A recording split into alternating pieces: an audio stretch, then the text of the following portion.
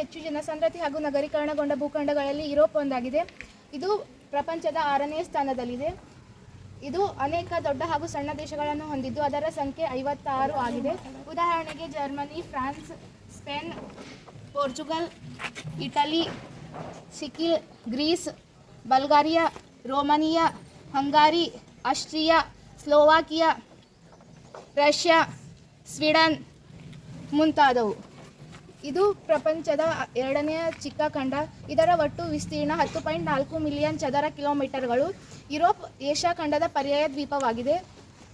Europe ಮತ್ತು Asia ಖಂಡಗಳ ನಡುವೆ ಸುಭದ್ರ ಗಡಿಗಳಿಲ್ಲ, ಹಾಗಾಗಿ ಇದನ್ನು ಯುರೇಷ್ಯಾ ಎಂದು ಕರೆಯಲಾಗಿದೆ.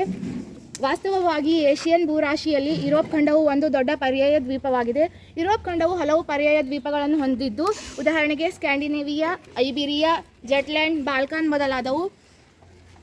ಆದ್ದರಿಂದ ಇದನ್ನು ಪರ್ಯಾಯ ದ್ವೀಪ ಎಂದು ಕರೆಯಲಾಗಿದೆ. ಪ್ರಾಕೃತಿಕ ವಿಭವಗಳು ಮೇಲ್ಮೈ ಲಕ್ಷಣಗಳನ್ನು ಧರಿಸಿ ಯುರೋಪನ್ನು ಸಾಮಾನ್ಯವಾಗಿ 4 ಭಾಗಗಳಾಗಿ ವಿಂಗಡಿಸಲಾಗಿದೆ. ಅವುಗಳೆಂದರೆ ವಾಯುವ್ಯ ಉತ್ತರ ಭಾಗಗಳು, ಉತ್ತರ ಯುರೋಪ್ ಮೈದಾನ, ಕೇಂದ್ರದ ಎತ್ತರ ಭಾಗಗಳು, ದಕ್ಷಿಣದ ಪರ್ವತಗಳು. ವಾಯುಗುಣ ಪ್ರದೇಶಗಳು ಯುರೋಪನ್ನು 4 ಪ್ರಮುಖ ವಾಯುಗುಣ ವಲಯಗಳನ್ನಾಗಿ ವಿಂಗಡಿಸಬಹುದು.